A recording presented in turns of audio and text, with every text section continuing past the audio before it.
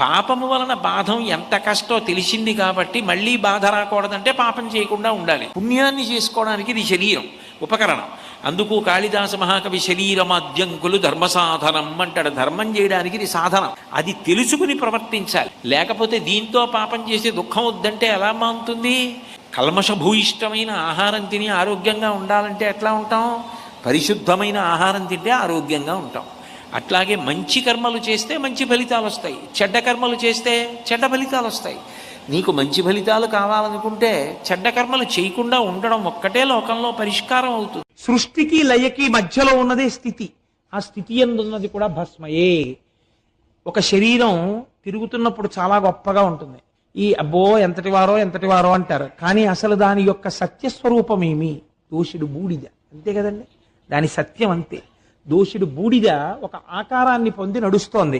దాని సత్యస్వరూపం